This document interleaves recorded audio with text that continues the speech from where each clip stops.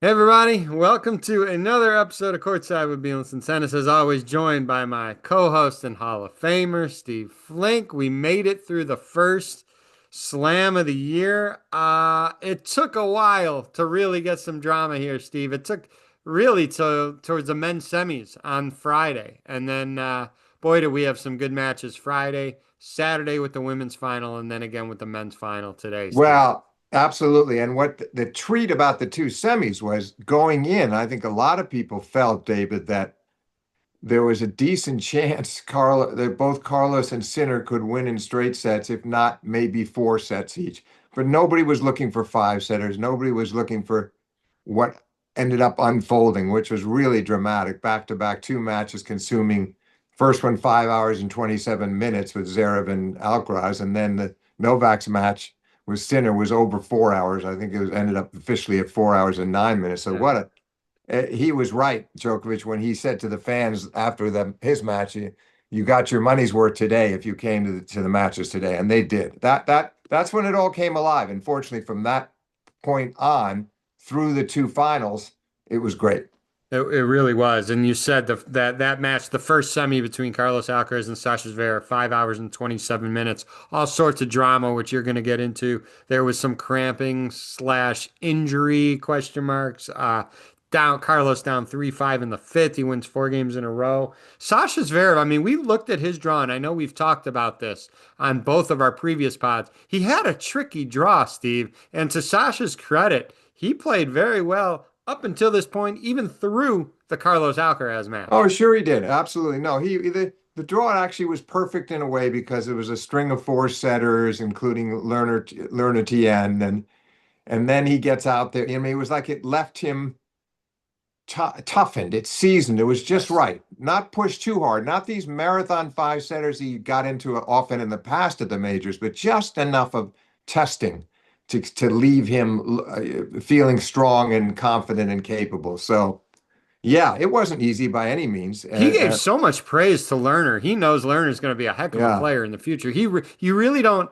I haven't heard Sasha speak that glowingly about a player like that in a while. Obviously, when Carlos was coming up, he knew Carlos was going to be great. But his remarks for Lerner were very, very praising towards him. Yeah, no, he basically said he's got the best backcourt game in tennis. It was an amazing compliment. And because he was frustrated, well, not frustrated because he won the match and he won the big points and he came through solidly in four sets. But it wasn't easy and he had to save a set point in the fourth set.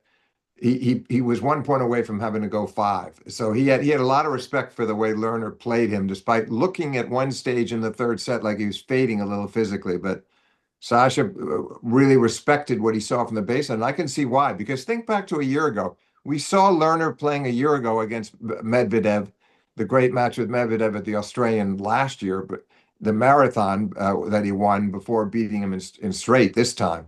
But to me, there's a huge difference. The serve is improved a lot, but also he was reacting more when he beat Medvedev a year ago. He was running balls down. You were impressed with how steady he was and quick, but you didn't feel like he necessarily took control of points. Well, that's all changed.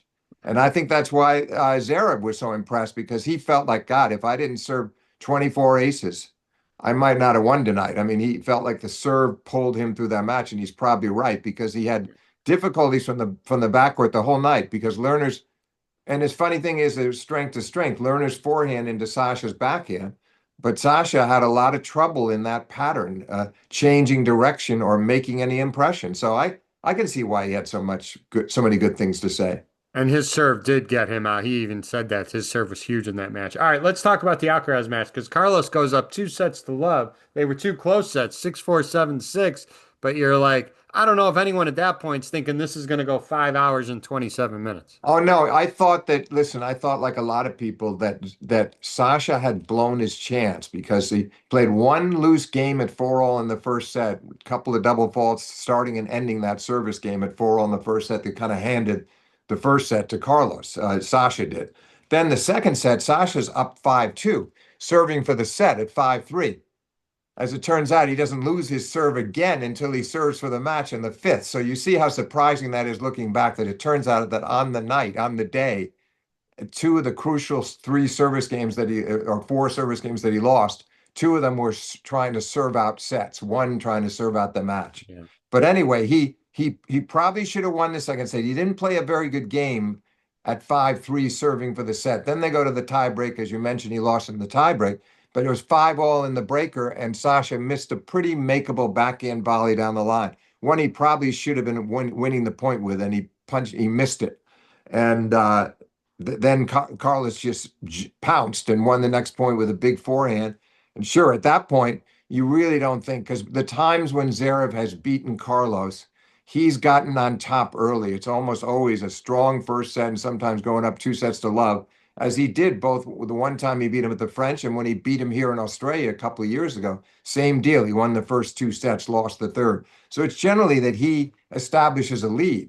So you didn't really think it, and Carlos knows how to close too. So you figured, okay, the worst case scenario, Carlos is going to win this in 4, but you thought there was a pretty good chance he'd win in 3 until we saw in the middle of the third. We didn't know. For one thing, he threw up into his towel and hit it well. Nobody realized it at the time. It was reported later. And secondly, was the cramps, the onset of cramps, which was never fully explained. And he didn't want to talk about it, which I understand, because after that match, he was just exhausted. And there was some controversy about the cramps that came in the third because Sasha didn't think that Carlos should have been getting a medical timeout for cramps. That's a tricky rule. But I think what happened was that Carlos told the trainer he didn't know exactly what it was. He thought it could be groin. He wasn't certain. So the guy's rubbing his legs. Be that as it may, it upsets Zverev, and he was cursing at the referee. He was not happy about it. But that's when the match really became fascinating, because you saw that Zverev now, who had looked a little weary in the middle of the third, was now saying, okay, he sort of realized it gave him strength and gave him conviction that if he could keep Carlos out there, and Carlos was serving at not even three-quarter speed at one stage, and not moving much at all for a while. Certainly in the latter stages of the third through the fourth, he moved pretty badly, and he just somehow hung on and kept holding serve. Anyway, the outlook of Zverev changed dramatically, David, and he was able to squeeze out that third in a tiebreak despite being a couple of points from losing the set. He had a love 30 there at the end. He got out of it. He won the tiebreak. And we go to the fourth, and the fourth, Zverev is creating opportunities all the way through. He had 3 times at love 30. He had a 15-40. He's holding his own serve with ease, with absolute ease. But somehow he's kind of frozen because he's thinking to himself, I got to play it differently. Carlos is in trouble physically. I don't want to do anything stupid. But then what he would do was hit returns down the middle of the court, and Carlos would just step in and blast winners. He wasn't making him. It was like he went a little too far from the aggressive role into the role of consistency or keeping the ball in play. He went too conservative in my view. But finally, after all that, though, he did play a really good tiebreak to now put it into the fifth, and then got the break immediately at the start of the fifth on a double fault from Carlos.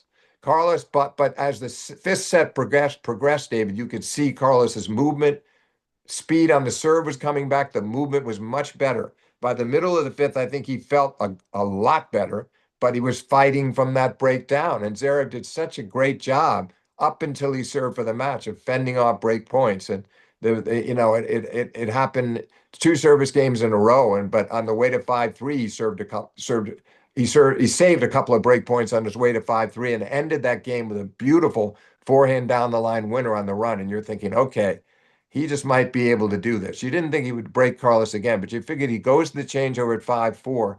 But he was so weary, David. You His said he leg, had no legs left to yeah, serve I that think game. I don't think that was a phony excuse. I think it was true. Having said that, sometimes even a guy with no legs who serves that well can almost bluff their way through. If they play with good enough placement on the serve, they might just get it done. Unfortunately for him, he won only 1 point. Started off that 5-4 game serving for it.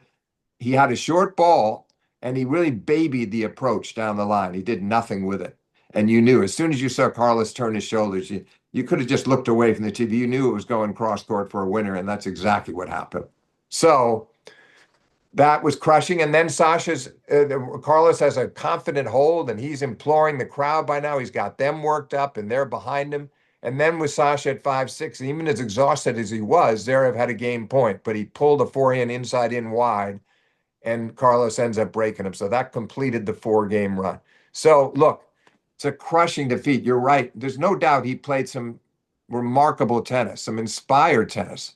He started going for his forehand. All the complaints that we've had about him, he started really going for the forehand in the latter stages up until he got too tired. He didn't go for it when he served for the match because by then, I don't know, he didn't believe as much or he didn't have the same energy.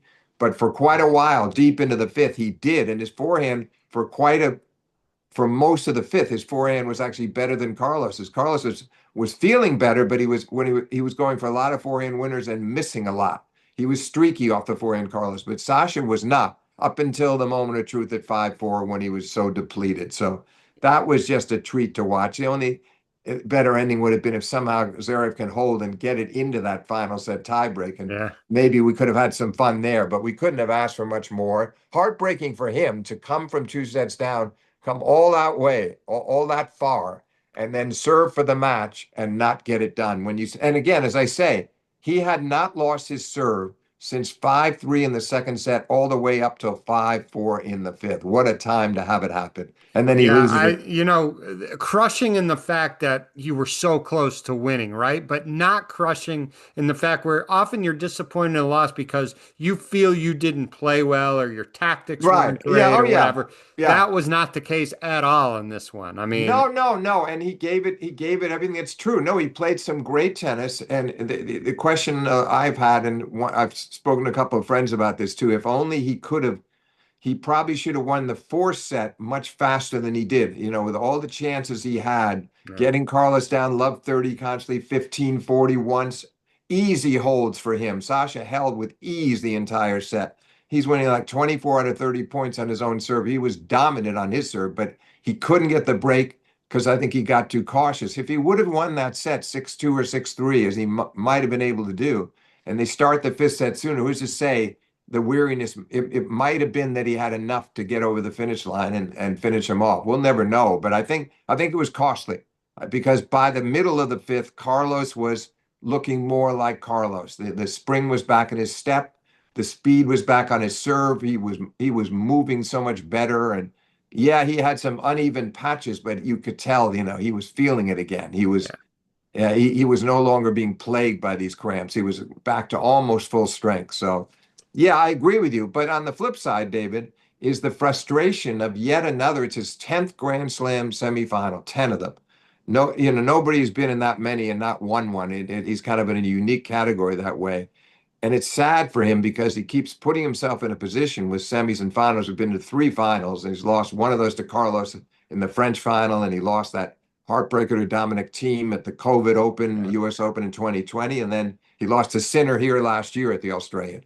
So so he had 2 of the 3 finals that he's lost have been in five. Here was another agonizing 5 set semifinal loss. Nobody can say that the guy is not trying and giving it full-hearted efforts. But you just wonder that surely has to play in his mind. He's been pretty good about it so far. He wouldn't keep getting back to these stages if he was totally psyched out about it. But you have to wonder when he gets into these. This one was more physical.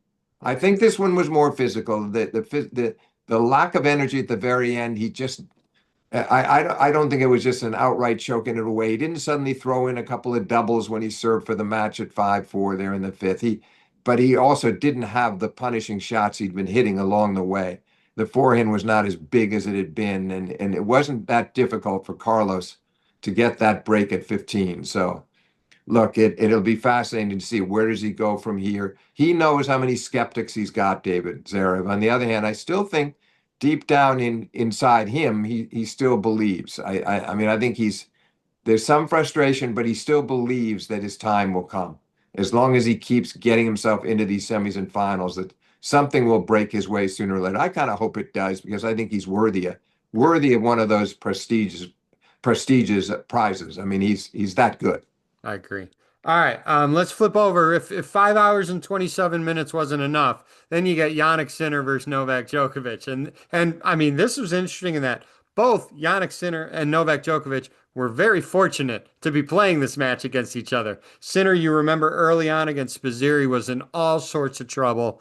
Yeah. Thankfully, that heat wave index came up. They closed Yeah. the roof. He recovered one. And then Novak, the immediate round prior to the semis against Musetti, he's down 2 sets to love. He was up 3-1 in the third. Musetti had to retire. So here you have two guys that are fortunate to be playing. Novak, at his age, he's as fresh as a daisy, basically, getting ready to play Yannick Sinner. And then if he gets through, which he did, plays Carlos Alcaraz. Now we always talk about the first sets when you're playing the greatest in 3 out of 5. You got to win the first set because if you don't, it's now 3 out of 4 sets, and that's a tall order. Now I know Novak is the GOAT, so he's not your typical chaser, and that was a ridiculous press conference question that was asked. That was asked earlier in the week. Some of you listeners may know what I'm relating to, but the fact that he didn't win the first set and then he goes on and wins 3 out of the next 4 sets against Yannick Sinner, very, very Well, but also credible feat. let's add to that. He's not only is he down a set, but then he's down 2 sets to 1. So twice he had to come back. I mean, I'm sure there were a lot of skeptics when he lost his serve at 4-5 in the third set Yep. there to Sinner, thinking, oh God, now this is too much. He can't win 2 sets from here. But he immediately broke in the start of the fourth. Just a brief comment, though, about Musetti first, David. That match. Novak had had the default from Menchik in the previous round. So Yep. he'd had 3 days off. A lot of us thought that's great. That's so good. He can rest. I think it messed him up, to tell you the truth, because he did not play well in those 2 sets at all. In fact, Martina Navratilova said she thought he played terrible. It was definitely his lowest level of the tournament. And Musetti was very good. In my mind, no better than he's been against Novak in some of the gallant losses. But you could see that Novak, after a good start where he's got a 2-love lead and 40-30 to go to 3-love, and he doesn't hold, and then he loses that set and he loses the second set to Musetti, and then suddenly, he gets that early break in the third, and Musetti's got the trainer rubbing his legs, kind of similar to what we saw with Carlos. The difference is Carlos was not going to leave the court, but you weren't gonna have to carry him off that court. He wasn't going to quit. And Musetti, that's one worry I have about him, is that when he lost to Novak in the 2021 French, I guess it was a round of 16 that year. Yeah, it was 2 sets to love, Musetti. And Novak comes back, storms back, and wins the third and fourth and goes up 4-11 in the fifth, and Musetti retires. Yeah. And then Musetti retired after he came close to going 2 sets to love up against Carlos in the French semis last year. And he retired in another match against Carlos. It concerns me a bit that he pulls the plug. I'm not saying he's a quitter. You don't get to 5 in the world without being a great competitor. But sometimes I think he gives up a little too soon. He's a little too worried about long-term damage to the point where, like, he could have tried to finish this set with Novak to see if it got a little better over the next, because he was about to go down 2 breaks. Didn't happen. But anyway, that was a real break because now at least Novak's played a couple of sets. Even though he lost them, he was out there for a couple of hours playing a match. That helped. But then he gets out against Sinner, David, and he loses the first 3 games so fast. And he's down break point in the fourth. And this could have gotten dangerous if he's down 2 breaks and that set gets away 6-1 or 6-2 or whatever it was. He held on. He served an ace. He served well the rest of that game. He got the hold and he kept holding through the end of the set. And by the end of the set, you felt like he had his bearings. And then sure enough, he pounces early in the second. He gets the first break against Sinner. He's up 3-1. And that was the first time among many, because he saved 16 out of 18 break points. Crazy. But this was the first love 40 hold at 3-1 in the second. Big, big game. He played a great game to get out of that love 40 and go to 4-1. Because if he gives him the break right back, or if Sinner earns the break right back in the second, that could have been very dangerous in that second set to get Sinner back on a path to victory. Instead, Novak holds, and he eventually, some more tough holds, but he wins that set. And then, as I mentioned to you earlier, it's 4-5 in the third. They've been on serve all the way in the third set, and Novak gets broken. But he retaliates immediately at the start of the fourth. And then, again, some more really tough holds in the fourth set. That was not easy. He got us some more big jams in the fourth, but he served his way through that set. He made that one service break count at the start, and he gets himself into the fifth set, and the crowd's all excited. And Then all the way through the fifth, he's struggling. He's saving break points early a couple of times, and then he gets suddenly Sinner, who's only lost a couple of points on his serve, all the way to 3-all in the fifth, gets broken. But Novak changes ends of the court, goes down love 40 at 4-3. He's up the break, but he's down love 40, and he served his way brilliantly out of that game to go to 5-3. And then it was a little tricky serving it out because he got to 40-15 double match point. Sinner saves the first match point, and then on the second, Novak has a setup forehand. It's a great serve, and Sinner's return didn't even reach the service line. It was a sitter for Novak. And Sinner just guessed right, and Novak didn't hit it that hard. And I think the reason was he thought he was going to an open court, that there was no need to blast. The Sinner was going to run back to his forehand corner. Instead, he stayed home and he hits a backhand down the line, and Novak recovers to make a half volley, but Sinner passes him. So I thought at that moment, wow, this is dangerous. Because that point could have really played with his mind. It was like he was already ready to shake hands. But then he came up with a really good serve at deuce and closed it out on his third match point. So that was very impressive when you consider 5 losses in a row to Yannick, 2 in the majors last year at the French and Wimbledon, 1 here at the Australian a couple of years ago in 24. And so Sinner has been more trouble for him consistently over the last 2 years, 3 years than Carlos has. Had some big wins over Carlos, including last year at the Australian here in the quarters, including the Olympics in 24. As yes, he lost to Carlos in the U.S. Open semis last year decisively and straight, but still, he'd had his share of wins and year by year. While Yannick over these last in 24 up until now, end of 23 up until now, has been untouchable for Novak. And it seemed like it was because he's more of a mirror image and he plays more to patterns and consistency and power, but not that flashy necessarily, and that it was like looking at an image of himself in a way when he play him. But boy, this time and as I mentioned earlier, to save 16 out of break point, 8 out of That's 18, crazy. I mean, and they're eight yeah. of them in the fifth set, and it's like that love 40 hold at 4-3 was so impressive because it could have been right back on serve that quickly, and yet he holds on again. He just seemed so confident and most of those points, David, I'd say of the 16, at least 12 of them were really quite remarkable on his end. I mean, Sinner was not giving these away with bad errors. Novak was taking matters into his own hands. He was coming up with great serves and hitting forehand winners. And if you took it break point by break point, it was largely his doing. I mean, Sinner said later, I didn't use the break points. It's true, but on the other hand, he didn't blow them either. And that's what I thought made it all the more impressive.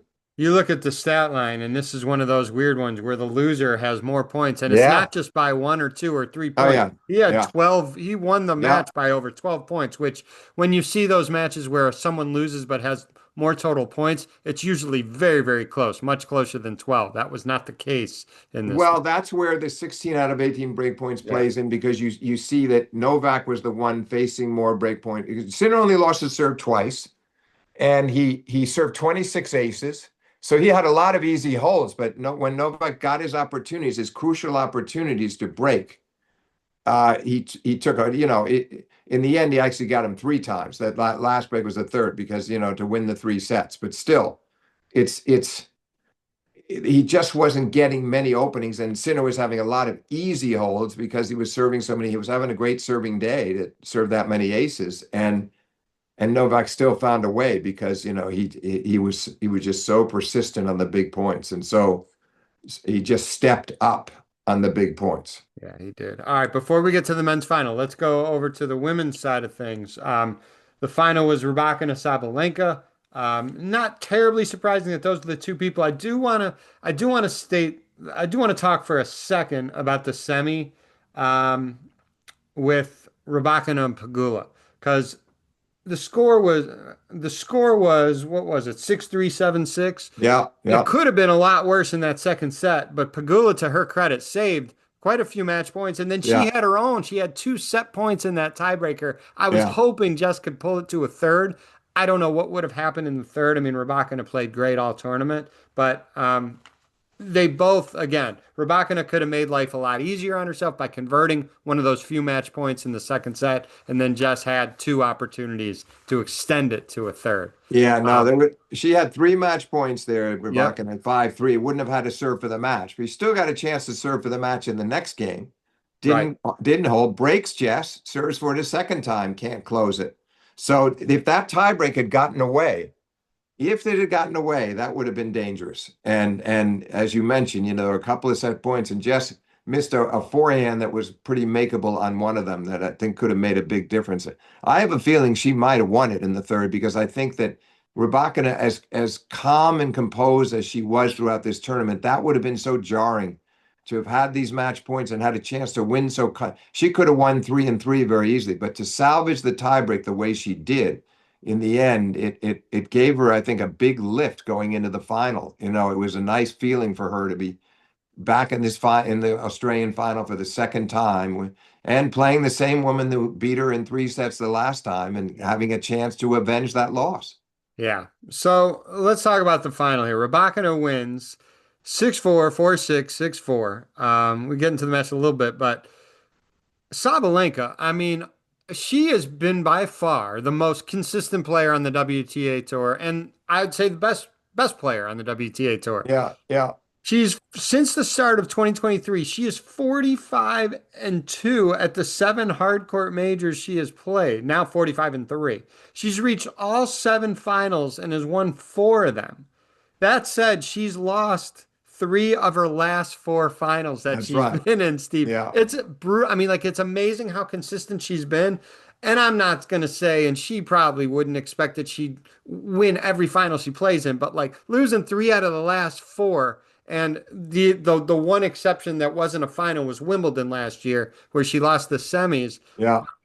That's hard, that's a killer right there because she And and that semi was very close against Anna Samova, went right very down to the close. wire. So it's like, okay, I how feel many like she times? should have more than four majors, Steve. She only has Yeah, four because she's always yeah. there at the very end. No, she's always there, but she's gonna have to sort of figure out in her mind what it's gonna take to pull out some of these close because it's different players. If you think about it, I mean, yeah, has beaten her in 2 finals. Coco beat her in a U.S. Open final and then the French final last year.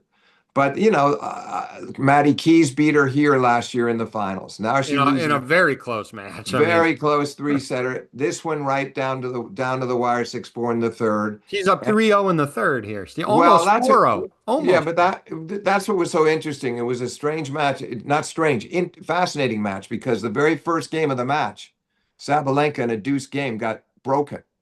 And that was the only break of the first set. That was the only break until the very end of the second set when she broke Rybakina because the second set went to 4-all. From 4-all, Sabalenka's winning 5 straight games, and then it's 30-all there in that next game. And that's when Rybakina's coach yelled over to her, more energy, and he was down her side, more energy. And it's amazing how she picked up on his urging her to do that because she immediately came up with a couple of great serves. So she was able to avoid going 2 breaks down. And from there, she wins 6 out of 7 games. Sabalenka never knew what hit her. 6 of the last 7 games and served it out beautifully, With an closing it ace. With an with an ace. ace out wide, a beautiful ace out wide. There was And just she got no the best chance. serve in the game. Sabalenka's more, I would say, the most powerful throughout each shot, but Rybakina's serve, that's the best in the game. Oh, it is. It is. And you and I have agreed on that for quite some time. But it's just nice to see her back playing this well because let's not forget that in the quarters with Iga was 5-1. So she beat Iga, she beat a really informed Pagula, and then she knocks out Sabalenka in the final. It's going to give her a lot of confidence on the heels of winning the WTA finals last fall, where she also beat Sabalenka in the final. That was another big match that Sabalenka lost. She's always in there, David, Mhm. but Rybakina's won 10 consecutive matches against top yeah, 10 players, Steve. yeah, yeah. No, it's impressive, and a lot of them at the WTA finals and here now. Those last two big events for her, the big event, the year end and this first slam of the year. Now we have to see if she can sustain this. I don't see why not. She's a contender even in Paris, although I think that's probably the least likely for her to win. But I would agree. she could well get Wimbledon back where she's won once before, and she's overdue to play well at the Open. And now you just I just have the feeling that she is headed for a stretch where we're going to see more. I'm not saying she necessarily wins another slam this year, but it wouldn't surprise me at all if she got Wimbledon or the US Open. Do you think Sabalenka is going to get discouraged by getting so far consistently and not winning more titles than she is, or do you think she's going to be consistently still I think finally more the get this? latter, more the latter. I think that, look at the way she reacted in this post-match versus the frustration with Coco last year. I think she's saddened by it and she feels she gave it her everything, but then she smart enough to look at these score lines and say, nobody's beating me badly. I'm having my chances.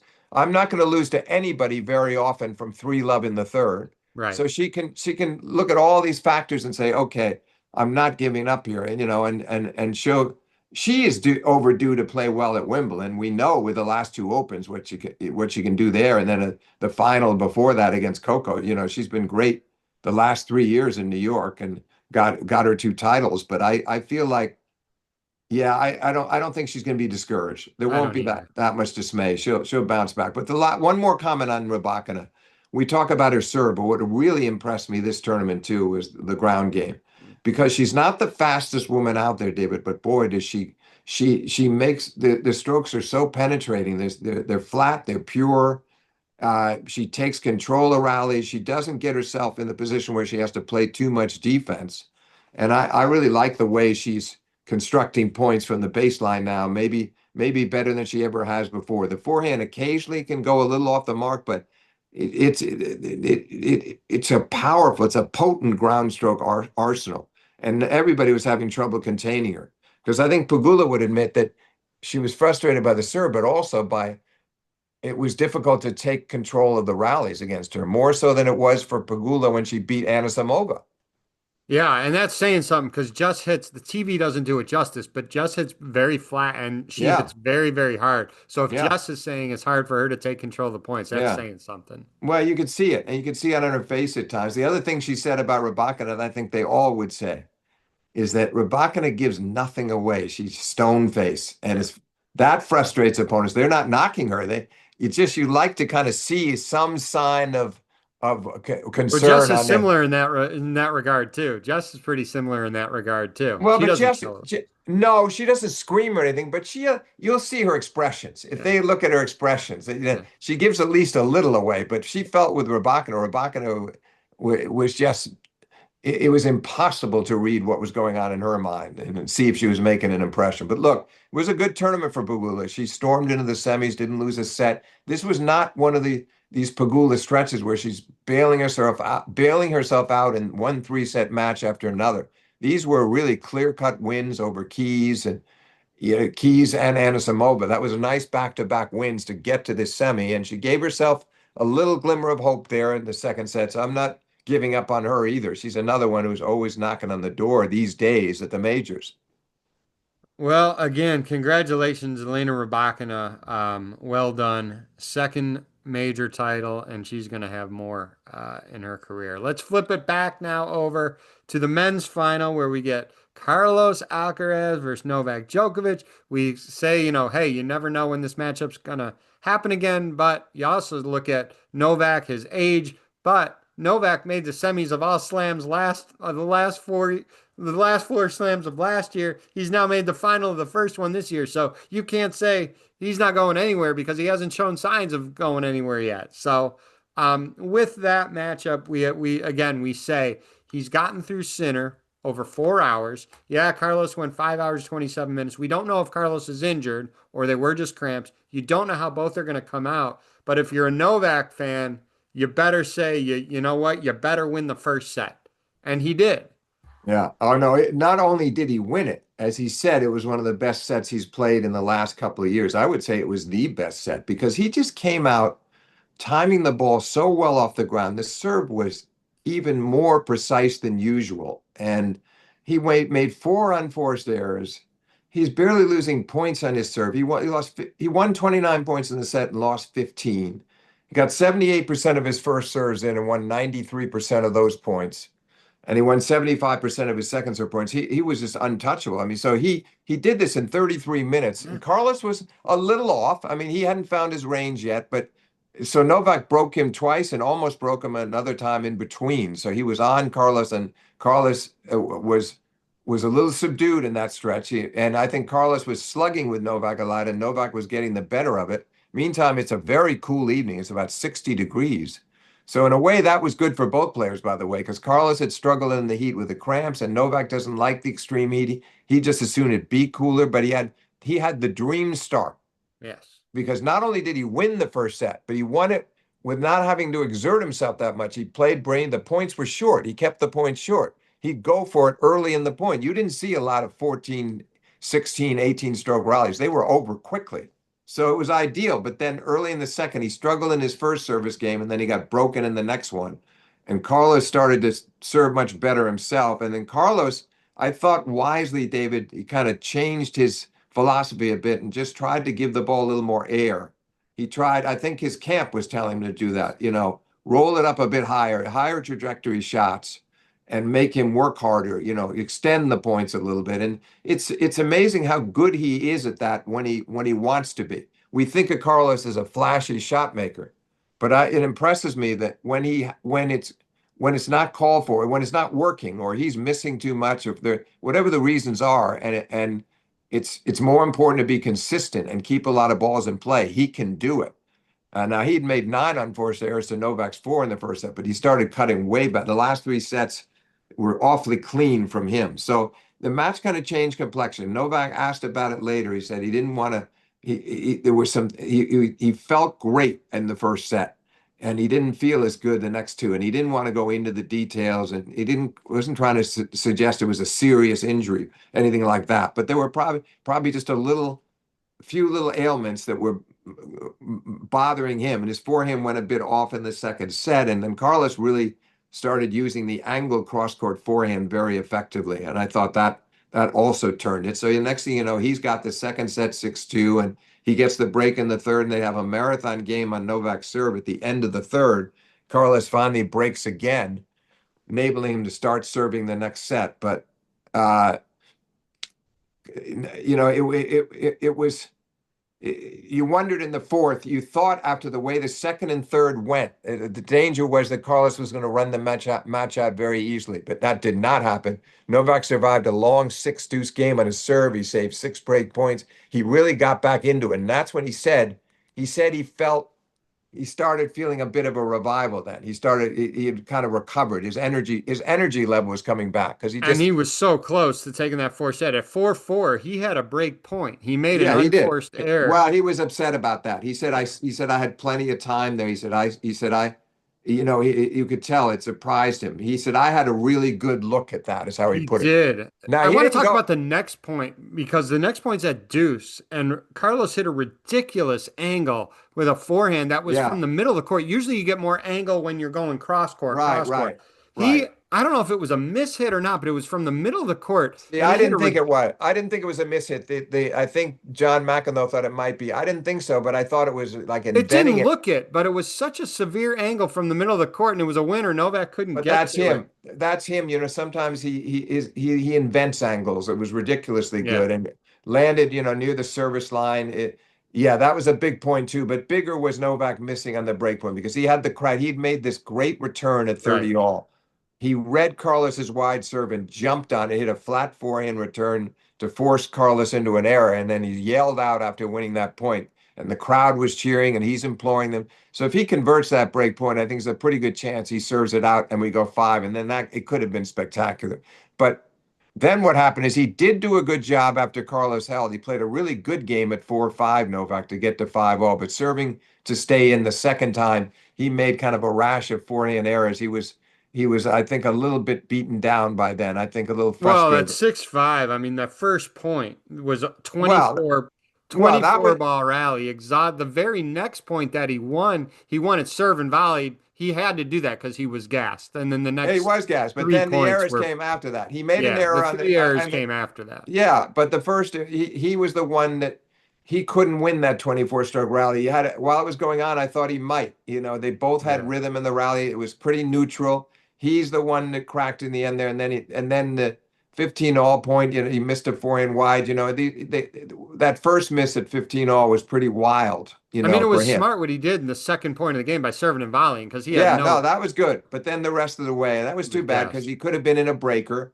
Yeah. But that was the best sets, I think, were Novak's first set, which was just so spectacular and so good, and the fourth set from both because they both were really in it. Carlos was Agreed. not lowering his level; he was still right. He was still playing great. He wasn't getting broken, and Novak finally gave himself another breakpoint opportunity and stayed right with him all the way up until that last game. Agreed. So Novak, this is the first time he lost in the Aussie Open final. He's won 10 of these, Steve. This is his Yeah. first time he lost in the final. Carlos now has 7 slams. He's the youngest player to win a career Grand Slam. There was history either way, right? If Novak won this one, he would have 25. Yeah. Carlos won it. He gets the career Grand Slam. Again, we don't know how many more times these two are going to match up. They have tremendous Well, he respect joked for each about other. that. He joked about that afterwards, saying that it was very nice to Carl. They were great with each other in the They have ceremony. tremendous respect for each other. But he joked about, well, of course you're going to be around. The joke, the gist of the joke was, well, you'll be around for 10 years and so will I. Right. Not, I mean, and everybody got a big chuckle out of that because obviously he isn't going to be that. And he kind of left it open with the crowd about whether he'd be back. But in the press conference, he sounded like he's still pretty determined. He says he should be content because it was a good win over Yannick, but he was definitely frustrated by not being able to take advantage of his great start today. That I think that look, he's lost barely over 40 matches in his career when he's up a set in best of three or best of five. There's no record like it's the best of all. Rafa's second, winning the first set and going on to win the match. It's so unusual. But Carlos has twice in Grand Slam finals come back from a set down. He lost the first set 6-1 to Novak in the Wimbledon I final remember that. Right. 23 and came back and win it in five. And then he did it again today. So it shows Carlos is very composed. And Djokovic said afterwards he knew that Carlos was going to raise his game. What disappointed him was not that he expected that Carlos would do that. It was that he was unable to sustain. He knew that from early in the second till in the middle of the fourth, he didn't feel like he kept up his end of the bargain, and then he found it again. So that was the frustrating part for him. But Carlos, you got to give him a lot of credit for his composure because same thing when things were starting to slip away against Zverev and he wasn't feeling well. He said he's a very hard guy to put away, and Oh, he determination and resolve, but also composure. And when he talks about belief, and he did after that semi, they asked him, "How did you do it?" It was slipping. And he says, "It's belief. It's all about belief." Well, that's not somebody just throwing words around. It's someone who proves it every time he goes on a court. I still remember. I think it was the 2023, the Cincy final with Novak and Yeah, Carlos. And right, right. Novak in the on court, presentation, he goes, "Carlos, Jesus, you never give up." That was his Yeah, quote. yeah. And I mean, Yeah, it's he said, "Do you ever quit?" yeah, And Carlos said, "No, I'm Spanish." yeah, And, that's and right. and Novak said, "I know about that," referring to Nadal. That was the other nice thing, by the way, today. Yes, Nadal being in that, and Djokovic acknowledging Nadal, and he apparently said something during the match to him at one point. he But did. the presentation was nice to see him both guys saluting Rafa in their way, and Novak recalling their rivalry, and Carlos remembering, when he first got to know Rafa. It was nice that they paid tribute to him. I agree. And when we say it was pretty dramaless until these last 3 days, it's not that the skill was down. We just didn't have a lot of tight, No, no, no. And by the gut-wrenching, way, gripping matches till the end. But yeah, I'm and glad we had these last 3 days. you think about We'll it. look back at this tournament and people will remember these last 3 days. Yeah, true. And if you think about it, particularly with the men at the US Open, it was fairly straightforward. Carlos was not having, he was having a great serving tournament. He was blitzing everybody. He wasn't losing sets. And Yannick had he had a little bit of a test with FAA, but you never thought he was going to lose. And then the final was a four sets, but fairly straightforward four setter. So we had that happen there too. So this was nice. Yeah, it would have been nice. It would have been nice to see this one get into that fifth today. Novak was knocking on the door trying to get there, but it still was a very good four-set clash. Well, we still got some hardcore tournaments to go. Obviously, we still have the Sunshine Double that's coming up in March. Before that, there's a few tournaments, including the one in Delray, which I'm going to head down for. So we'll get some interesting coverage with that. And before we put an end to this, any final thoughts, Steve? No, I just think the interesting thing about they each had their pressure on them today. Yes, I mean Carlos wanted to complete that career Grand Slam because he has two of all the others. So for him, it's like he's two-time winner at all three of the other slams, and he hadn't been able to do anything here, hadn't been able to get out of the quarters. Right. Novak is the one who beat him in the quarters last year. So I think he definitely put a certain amount of healthy pressure on himself. I want to get this done now. I want it now. I want this to, I don't want to be thinking anymore about needing to win any of the slams. I want to just get it done. And he did. And it's frustrating for Novak, could have been the oldest ever. That would have been to me the more meaningful accomplishment for him, is if he could have won to be the oldest in the Open era among the men to win a major title. The 25, it's versus Margaret Court. We've had this discussion. The fact that he would be tied with her, I just don't think it matters that much. I'm not sure what he would have said himself if he'd gotten it. How much did that mean to break the tie with her, as opposed to just winning another major and proving to everybody that he could still do it and being the oldest? Because the men, obviously the men compete against men and women against women, and so the TV is making a big deal, David, and I don't blame them. It's kind of fun for the fans to see all those faces up there, the men and women together. And you see Margaret Court, 24, Novak Djokovic, 24, and you see Serena and you see Rafa. But it's somehow, to me, they should be separated because, that's just how it is competitively. Yeah. And I'm not sure that as I say, I think what bothered him was just he thought he was playing well, and it would have been thrilling to beat Sinner and Alcaraz back to back and win another Australian. But the 25, in the end, if it doesn't ever come, I don't think it's going to be that distressing. I don't. I agree with that, Steve. Totally agree with that. All right, the tennis tour never sleeps. So we just keep moving onward, Steve. First slam is over, and we'll go from there. Thanks for your time. Okay, thank you, David.